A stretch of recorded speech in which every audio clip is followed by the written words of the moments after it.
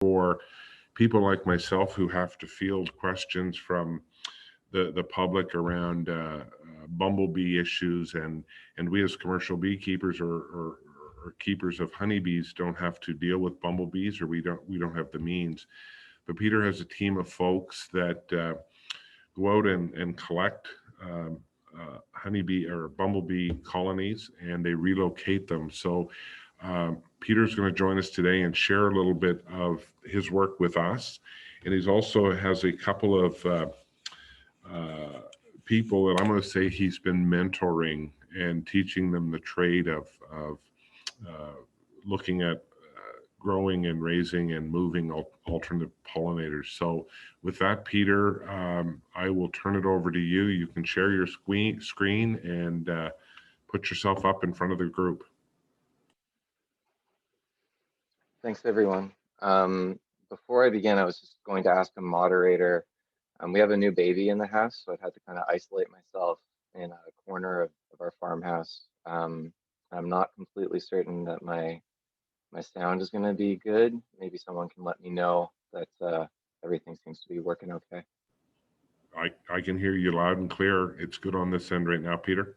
Great, I'll just share my And we can screen. see you. We can see you on the screen.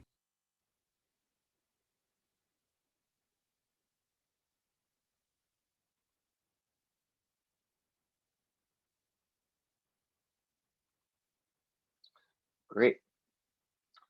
Hopefully everyone can see that. And thank you, Alex, for the brief introduction. I'll introduce myself again really quickly, just because there's so many contributors to my project. Again, my name is Peter Steiner. My background is actually in ethnobotany, particularly paleoethnobotany. My graduate work focused on the historical use of plants by Indigenous cultures in Quebec, New Brunswick, and in Mi'kmaq territory. However, I was raised on a bee farm in Kentucky by my grandfather, who was an early disciple of Bill Stevens, a name that might be familiar to some of the wild pollinator folks on the call. Bill was an early person working in the domestication of the alfalfa leafcutter bee and bumblebees. And my grandfather, Bud, ran a business called Appalachian Native Bees, where he provided commercial pollination services with honeybees alongside alfalfa leafcutter bees and bumblebees. So throughout my graduate and undergraduate experience, for the most part, I won't say forced, but I'll say I was strongly recommended to me that I be the person in growth chambers and greenhouses in an academic context managing the bumblebee population at those sites, because I had experience with their life histories and habits. My project with the Confederacy of Mainland Mi'kmaq does take place on the unceded ancestral territory of the Mi'kmaq people, also known as Mi'kma'ki or Nova Scotia, and it works within 8 of the mainland communities under multiple mandates, but definitely focusing on native pollinators such as bumblebees. It's funded through climate change and health adaptation, which is a program through Indigenous Services Canada. So it really focuses on the intersection of community health and pollinator populations and health. I also wanted to introduce the formal title of my project in Alnu, or in the Mi'kmaq language, which is Miga Nide Dazig, Deduji Nudaljig Amug, which means planning for native pollinator health in Alnu. I wanted to ask the three youth who are on this call to, I'm just going to give all 3 of you a brief introduction, and I'd like you to maybe unmute yourselves and say maybe one piece of information about you. But for the folks who are listening to me, the important thing to know is that one of the mandates of my project is the Youth Pollinator Leadership Initiative, where we enter into direct husbandry of native pollinators. The most engaged people, the most engaged youth in this project would actually accompany me on bumblebee retrieval calls, rescuing colonies that were about to be euthanized by a homeowner.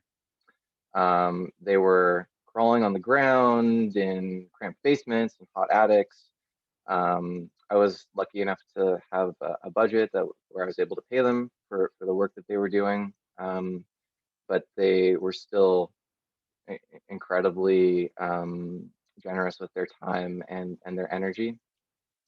And you know, I want to take this opportunity to hold them up to the community who are listening to this call as incredible workers. And part of the goals of the project was to train them in the skills that they need to do that work with bumblebees. So it's not just me.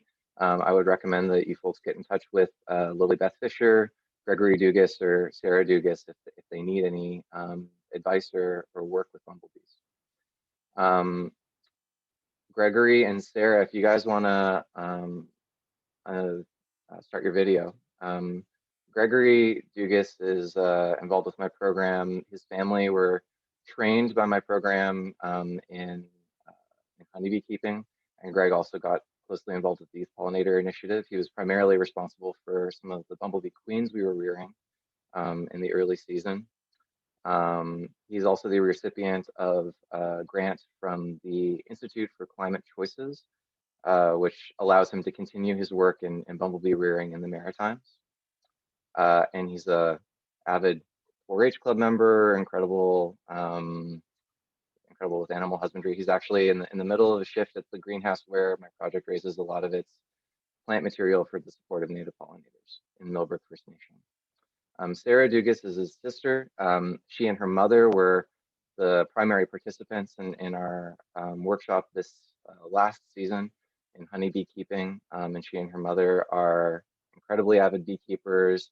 Sarah went through a lot to learn how to work with bumblebees as well. Sarah started the season very worried about working with bees.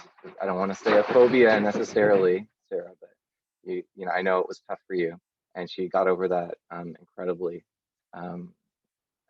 quickly. And Lily Beth, if you wanted to, oh, actually, Sarah and Greg, do you guys have anything to say about yourselves? I'm Gregory Dugas. I'm in grade 11 at South Colchester Academy, and I'm enrolled in the Options and Opportunities program there.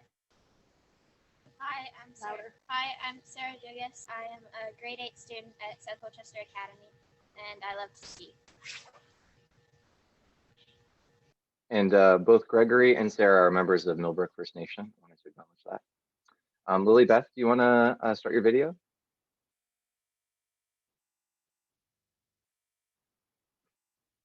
And while she's working on that, I'll say Lily Beth Fisher is a member of Bluescap First Nation, and also she's an incredible public speaker on behalf of First Nations in Nova Scotia and their adaptation to climate change.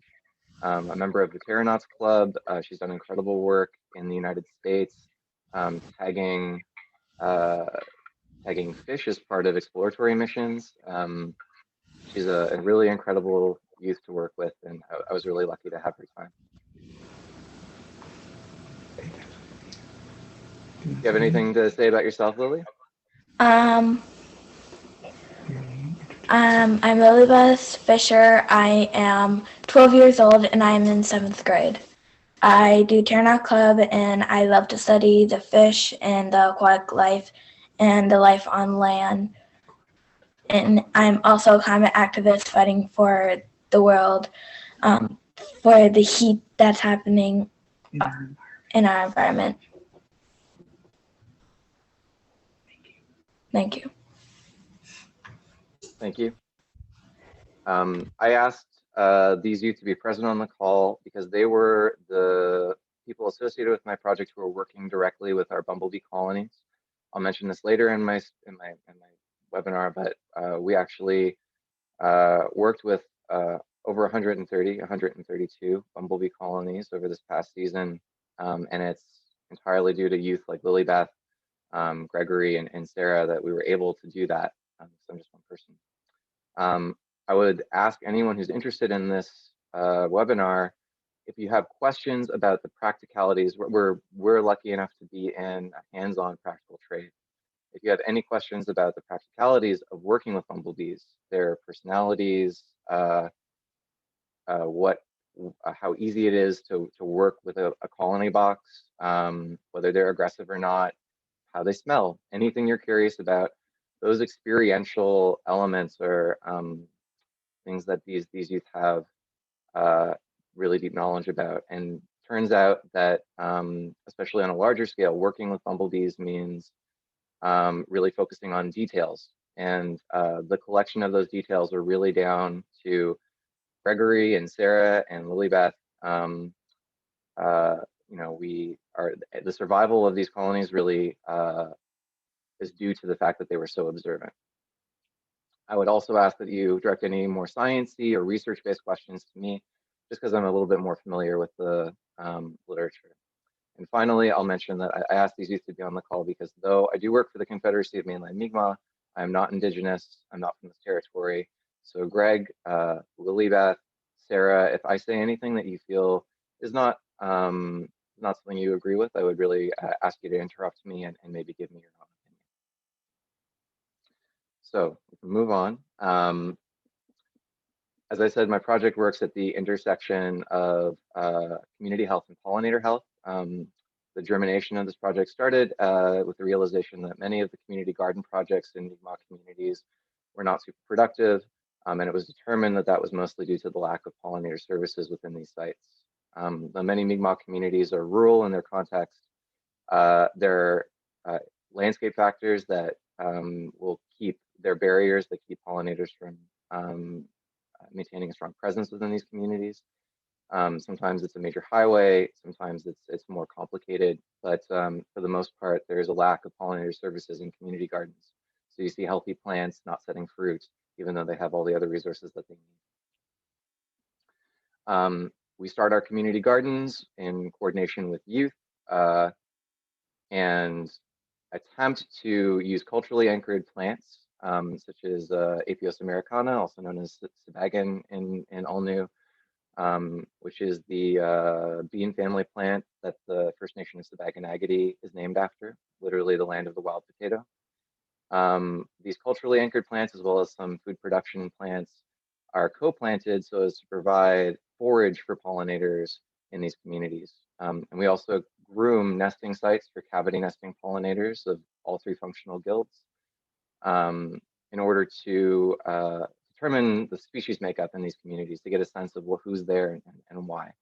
I ask these youth to observe our nesting sites because we're entering into a stewardship and a relationship. I'm asking Indigenous participants in my project enter into a stewardship relationship with these bees.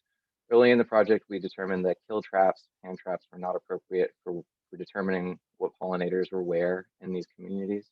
And so we observe our nesting sites instead. I also train Indigenous beekeepers. I do focus less on honeybees and more on wild pollinators, but we do train Indigenous beekeepers across the province. This is to sort of increase Indigenous representation. You know, bees are not native to the Mi'kmaq territory, and we're, with our project, attempting to give Mi'kmaq beekeepers a greater voice in the broader industry to discuss the on-the-land factors they see affecting bees, especially related to climate change. And I would say that as our program has continued, the beekeepers that are involved with it have, aside from two of the people we trained last year who were elders, every beekeeper who we've trained has communicated that they're interested in scaling up to commercial pollination services eventually. This is just a little video of Savannah Francis and Victor Landing First Nation. I think especially she took stewardship over a honeybee colony with your classic plexiglass colony, which she uses to demonstrate beekeeping techniques to the Indigenous school in Victor Landing First Nation. We also do youth job shadows. This was Gregory on a day-long job shadow with John Murray and up in Colchester County. We're trying to do more on-the-job skills training.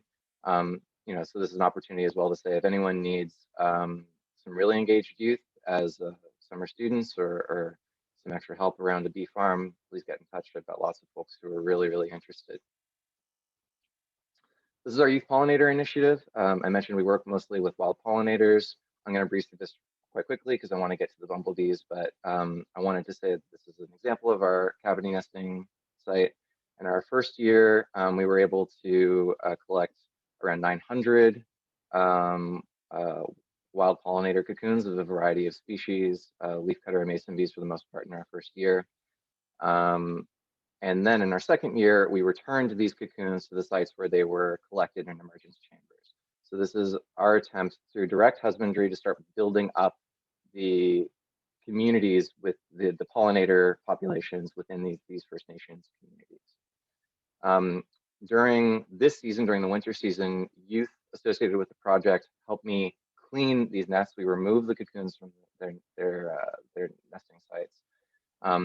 This is to increase survival rate, as well as to get kids hands-on with some of the challenges related to wild native pollinators, some of the proud parents holding some of their kids' native nesting sites. And particularly youth at these different schools are getting hands-on with some of the challenges that native pollinators face. So these are some of our mason bee cocoons that are completely covered in pollen mites. As climate change continues, populations of both pollen mites and some other pests that overwinter in a native pollinator's nest, as well as predatory wasps, those populations are increasing, and the load on native pollinator species is also increasing. So by removing these cocoons, youth get to see exactly what kind of challenges native pollinators face, but they also can clean these cocoons, maybe rescue cocoons that otherwise would have been destroyed by pollen mites. And we get a few more. We get a few more surviving native bees in our gardens. Additionally, we also try to understand a little bit about the sexual dimorphism within these communities, how many males there are to females. We do this by candling our cocoons. For some species that works, some that doesn't. And we also work with some other non-bee species, Lepidoptera, that are associated with culturally anchored plants to the Mi'kmaq people, like this branded skipper, for example. One of its hosts is Anthoxanthum grasses, or otherwise known as sweet grasses.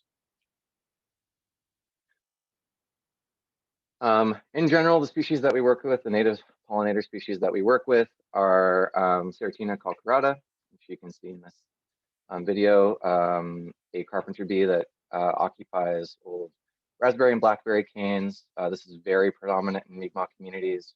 Also beneficial wasps, in particular Crocera sensolita, which is a parasitic wasp that predates upon woolly aphids. You can see me poking at some woolly aphid mummies. Those dead aphids at the top of the branch are actually infected with a wasp egg and are no longer alive. We'll create more wasps in the next season. Woolly aphids are a challenge for apple orchards, and so we try to encourage larger populations of these Crocera wasps in Mi'kmaq communities in order to benefit the orchards that are around them. We also work closely with the largest leafcutter bee, Megachile inermis. Those populations are really predominant in southwestern Nova Scotia, as well as Colites pallidus, which is the blueberry cellophane bee, or the burrowing bee, which likes to be really close to ericaceous plants like lowbush blueberry.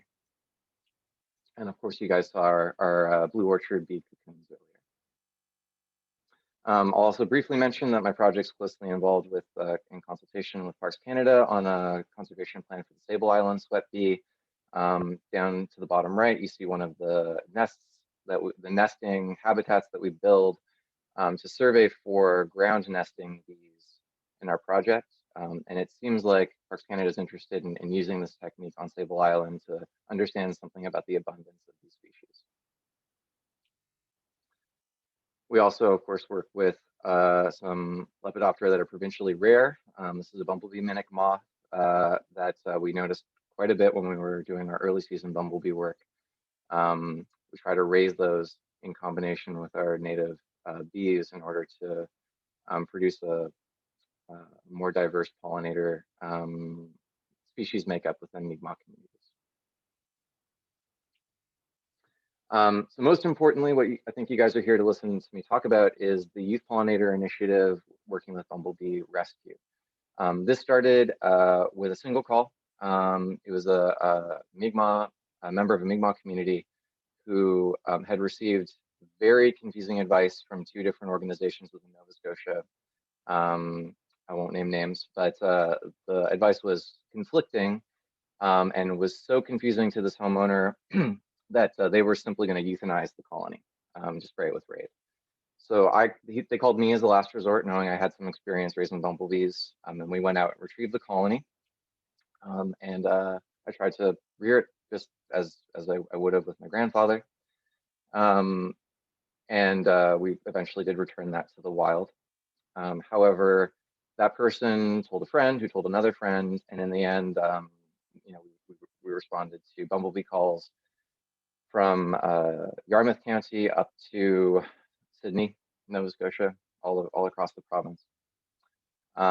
This is important to me because it means putting bumblebees in the direct stewardship of an Indigenous group of people whose agriculture they've been supporting since the last glaciation. Especially when it comes to bumblebees, you know, bumblebee quads, lab-bred bumblebee populations from agri companies like BioBest or Copert are becoming much more popular, especially with blueberry growers. And especially, you know, whatever it is this year, they were much more popular due to public health restrictions due to COVID.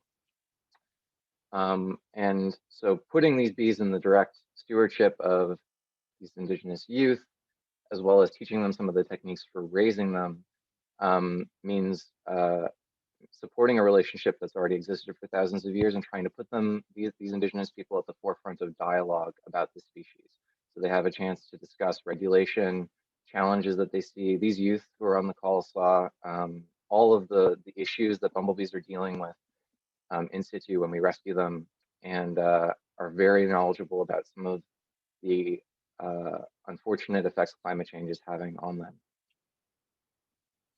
I also wanted to mention that my project is closely advised by Jessica Steiner from Wildlife Preservation Canada. They have their own bumblebee rearing program out in Ontario. Jonathan Koch, who's a member of the USDA's Pollinating Insect Biology and Systematics Lab, as well as Kim Skirm, who is the State Apiary Inspector for Massachusetts. Kim has been incredibly generous with his time. I honestly don't know what we would have done without him. He worked for Copert for a number of years and was actually able to provide us with some of the key information for overwintering bumblebee queens. As well, what was really key in keeping me from freaking out with the number of bumblebee colonies we were working on. I think it's important to address why we would rear bumblebees for conservation. That's the majority of my work. There's an economic element to rearing bumblebees, but for the most part, we focus on building up their populations in the wild. So we rescue them from folks' properties. We move them into husbandry, mostly to treat them for pests, which I'll talk about a little bit later. We try to bulk up the colony, and we measure that by weight. And then we try to return that to the wild, which is another very important reason that we partner with Indigenous communities. Mi'kmaq bands own quite a lot of property all across the province.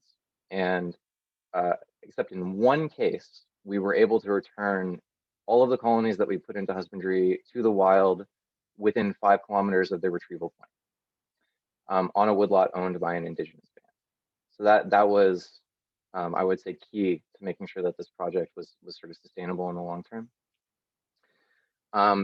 The other thing I'll mention, I'll just start this video. You guys can see a little bit of the quote unquote facility where we were raising our bumblebees. We're really starved. This program is really starved for resources this year. So I just maybe want to put a call out to anyone we're honestly a little bit desperate for a lab space where we can keep some biocontrol. We were rearing our queens in the Millbrook First Nation greenhouse in the early season, which is a really inappropriate place to start queen colonies for bumblebees. So just wanted to put that out there that we are really looking for some space where we can do some of this work. When I say, you might note that addressing knowledge gaps about behavior is in bold. One of the reasons I mentioned that is because after going through around 130 bumblebee rescues during this last season, I was made aware by our project advisors that we're in a really odd place in Mi'kmaq in Nova Scotia. My colleagues who are willing to respond to bumblebees in the United States, bumblebee calls in the United States, normally do maybe 4 or 5 calls a season. So something's going on. Not only that, but there's relatively strong evidence from our experience rescuing bumblebees that we're seeing them reuse nesting sites, which is not common for in the life history of bumblebees. Normally, bumblebees will start a nest, go through a season, raise a bunch of queens for the next season. Those queens will disperse and start new nests in other places. The fact that they're reusing old nesting sites is challenging because bumblebees don't have a strong system for removing pests from their nests, which often means that the pest load in the nests that we were working with was sky high, like incredibly high. I'll also mention that recently, and by recently I mean yesterday, I went on my very first bumblebee call of the season out on Digby Neck. There was a germinating a new nest with an active queen. So clearly some combination of this mild weather that we've been having and maybe broader, landscape-wide climate change factors is producing some very unusual behavior in the bumblebees that we work with. It is not normal for a queen to be active or starting a nest in February. I'll also mention that by putting these bumblebee colonies back out in the wild in Mi'kmaq communities, we're attempting to support the farms around us, especially apple orchards in the valley. There's research to indicate that bumblebees produce strong synergistic effects with honeybees brought to farms for commercial pollination services, both increasing fruit set and fruit health, as well as making sure that pollination is a little bit more even across orchards that may be disjunct, might be a little bit broken up. So we're not just trying to build these pollinator communities for First Nations communities, we're trying to build them for agriculture across the province in general. This picture is one of, we went through a bunch of different nest box structures over the course of this year. This is obviously not the best. It's just got a little piece of plastic for a roof, but this is one of the nest box structures I built to return a colony to the wild this season. These are some pictures of Lily Beth and Gregory and Sarah doing some of the bumblebee retrieval work in various places.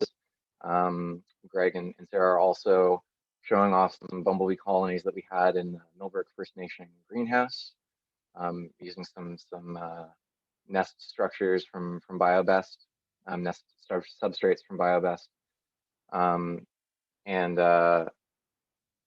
This work was hot, this work was difficult. So again, thank you, folks. Your efforts were really, really appreciated. We started our season rescuing literally every single individual from a bumblebee nest with bug nets. We didn't really have another option.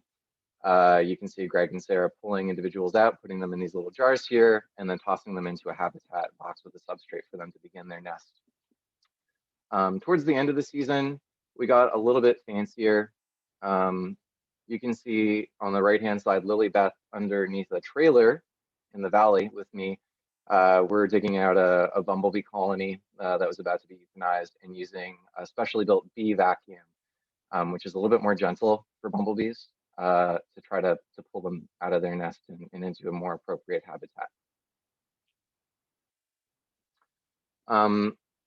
Another consideration, another reason to put bumblebees, especially these colonies that we're retrieving into husbandry, is the pest load. I mentioned that due to some behavior changes that we're noticing, as well as a couple of other factors, like bumblebees are already more vulnerable to pests like wax moth.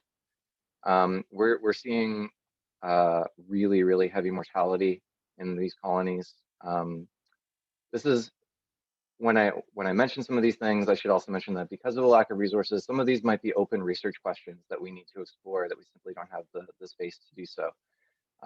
What I mean by that is there's a possibility that the heavy pest loads are just because these bees are living in close proximity to humans. They're living in insulation in a house or in a basement, as opposed to in the wild. We just don't have the resources to explore that kind of research question. So this isn't rigorous. These are my experiences, the youth's experiences, and somewhat anecdotal. That said, it should be noted that heavy pest loads in bumblebees can have some repercussions for honeybee populations. There is research to indicate that bumblebees do have their own interest-specific nosema parasite called Nosema bombi. However, it's known that they can be a host for Nosema cereani. In addition to that, out of the 100 or so nests that we retrieved this season, 8 of them were infected with the lesser wax moth. Bumblebees also have their own wax moth, Ophomia sociella. For the most part, wax moth degradation was from the bumblebee specific wax moth, but I will mention that a wax moth form which can destroy honeybee colonies was found in some of these rescue colonies. We did in the early season, mostly due to some interest from Gregory and Sarah, try rearing from captured queens. And I mean, in the very early season, this is in March. We'll actually be collecting queens for rearing activities about now. Unfortunately, our success with queens was really low, mostly due to lack of resources and the location where we were rearing our queens. We only had 2 queens build out colonies and survive, which I can show you here. However, uniquely, the bumblebee we had the most success with is a bumblebee species which many folks working in the rearing community have the least amount of success with. In particular, I'm referring to the brown belted bumblebee, or Bombus griseocolus. Gregory and Sarah and even Lily Beth can maybe talk a little bit more about some of the factors that contributed to that. But depending on the species, they respond differently to, say, disturbance or light. They require different nesting materials, or they are simply more friendly with human beings who are working with them every day. Finding the appropriate protocol for the appropriate species is a major part of working with these bees. As well, uniquely, though we had less success with our queen rearing program, completely, somewhat by accident, we actually had over 40 bumblebee queens from different colonies decide to overwinter in 2 of our colony boxes. And here you see, on the left-hand side, you actually see a mix of 2 species. We've got the common bumblebee, Bombus impatiens, and they're actually mixed in with queens, Bombus griseocolus. And that box that is currently on video right now is actually just in my shed right now, full of active bumblebee queens. And part of our work over the coming season will be the most difficult part of rearing bumblebees is overwintering queens and then bringing them out of diapause, of dormancy. And we have a large population that we can use to try to test some protocols. This was completely by accident, and I have some theories about why it happened, but again, due to lack of resources, it's going to be quite difficult to test exactly why they all chose to overwinter together and why in these 2 boxes. And I again am open to partnership with anyone who's interested in what we're doing. This is an example of some of the equipment that we use for rearing bumblebees. Just wanted to point out that though the equipment looks simple, it's often dollar store equipment or scrap wood. Rearing bumblebees is very much like honeybee husbandry plus. It requires a really detailed knowledge of bee pests, of bee behavior. Gregory and Sarah and Lilybeth all had to learn to recognize what an impacted wax gland on a bumblebee queen looks like, or when they're experiencing heat stress. You have to be very hands-on with them. They don't like that very much, so it's a fine balance. And you have to be very observant and be willing to ask questions about why they're exhibiting a particular behavior. I'll also mention that because it's so delicate and because the mortality rate of rearing bumblebees is so high, it's really not for, it's not a hobby. It's very, very difficult. It requires a lot of infrastructure and advice. There's only a few people in North America right now who can give that kind of advice. Most importantly, I found a few how-tos online that suggest you should go out in the spring and dig up hibernating queens from underground to start bumblebee colonies. Please don't do that. Maybe that's more common in Europe, but as I said, emerging from diapause is the most delicate time for a bumblebee queen, and the figures I've looked at say that you get something like 96, 97% mortality if you don't know how to do it properly. Well, establishing the period where a colony is established is a very delicate time for queens, and it can be very difficult to understand the problems that they're going through, to understand what stress signs they're displaying and how to respond to that. As well, once you get into creating space for bumblebees, which are artificial, you have to deal with some negative consequences of that, such as, I'll just get to the above video here. The nest on the top there has a little flap on it to try to reduce the amount of degradation due to wax moth, which is so intense for these bees and really disgusting. Unfortunately, you'll see some disgusting pictures next. But I also wanted to mention that recent research implies that bumblebees brought in for work in greenhouses or in apple orchards, the blueberry fields, they're from a lab-bred population, a mostly captive population, and that has been captive for a number of generations. They're coming from outside the province, and they can negatively impact the ability and the genetic stability of a local population. This is just something to mention when you're thinking about bringing in a bumblebee quad. There are other options, and we're hoping to partner with our Indigenous First Nations to open up other options to farmers who are interested in renting a bumblebee quad. Something more local, something that doesn't involve bringing in a quad bred by an agri company. Again, it's becoming more popular because it's more of a set it and forget it solution for commercial pollination services, and we would like to bring that to the forefront of people's attention and ask them to think a little bit about that.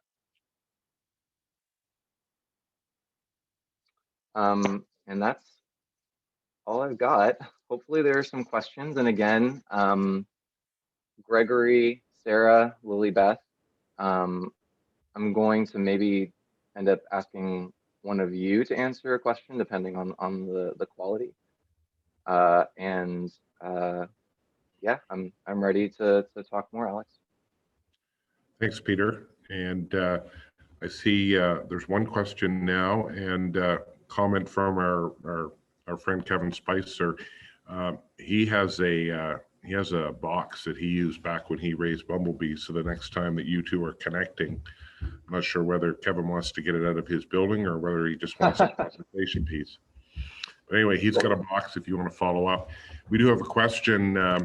It basically reads, how many bumblebee colonies are equivalent to one honeybee colony in terms of pollination? Lilybeth, Greg, Sarah, I might answer that because it's a little bit more sciencey. Unfortunately, it's like comparing apples to oranges. I didn't mean to make a joke there. I guess bumblebees are often in apple orchards, so that might be a little punny. Bumblebees have a very different foraging strategy. Really bees do pollination when they're looking for food. Bumblebees have a very different way of looking for food than honeybees do, which is why there are synergistic effects as opposed to one being better than the other. They support each other, but a bumblebee colony doesn't really replace the honeybee colony and vice versa. However, what bumblebees do is when they land on a plant, they engage in what's called buzz pollinating. So that loud sound you hear from a bumblebee as it's moving through the air, you might notice that it stops as soon as they land on a plant. Well, that doesn't really stop it. They're just transferring that vibration to the flower structure, which shakes loose a whole bunch of pollen in a big puff. And if the wind is right, it can carry it through a whole orchard or a whole blueberry field very, very easily. So there are some data points out there that suggest bumblebees are 4 to 8 times more efficient at pollination than honeybees are. When evaluating that kind of information, you really have to think about the context and the fact that just because a puff of pollen is out there on a wind current doesn't necessarily mean it'll find the right partner. And bumblebees tend to forage in these odd little clumps all across. They're not straight lines. They're very broody about particular areas. So bumblebees alone, unless you get very, very complete coverage, can actually produce, insufficient pollination. Although the same could sometimes be said for honeybees. So in general, what you see are farms in smaller orchards bringing in somewhere between 8 and 16 quads, I think, for something like 16 acres. So I think maybe it'd be one bumblebee quad for an acre. So we've got another question here, and I'm just being wary of the time, Peter. Sure. What is the aggression level of bumblebees? Okay. I'm going to ask Gregory or Sarah or Lilybeth to talk about that. Whoever wants to go first, guys. It all depends on the different breed, really. I found the common bumblebees were a lot more calm when you were working with them, where the red one is a little more aggressive and the yellow one is most aggressive and trying to get out when we're nesting with them. But I've never been stung while wearing proper safety gear or when working with them in the actual hive. It was only when we were removing them from nests. Yeah. Thanks, Greg. So I've got 2 other ones here, and I think that will take us to the end of the time, Peter. Barb McLaughlin is asking, do you have a process for training the general public on bumblebee conservation? I mostly let I'm trying to place the youth that I'm working with at the forefront of any kind of discussions about bumblebee conservation. So Gregory, Sarah, Lilybeth, they're seeing the effects of climate change directly in a hands-on way on bumblebee colonies, and we're developing a manual for Indigenous youth on rearing and conserving bumblebees. This is really so that there is an organization somewhere in this province that has one clear message and set of advice for homeowners or property owners who encounter a bumblebee colony on their property. So there's no longer any conflicting messages about what your responsibilities might be, how to make sure that they're healthy, whether or not they're dangerous, that kind of thing. So I guess to answer that question, I would suggest that if you have questions or you're interested in learning more, you actually get in touch with Gregory or Sarah or Lilybeth to learn a little bit more about what they're doing. Okay, and the last question is, do you offer online classes? Not at this point. We do offer online classes to our Indigenous participants. That's how we ran our honeybee training this last season, and we'll be running it this season, just to make sure that we're staying within public health restrictions.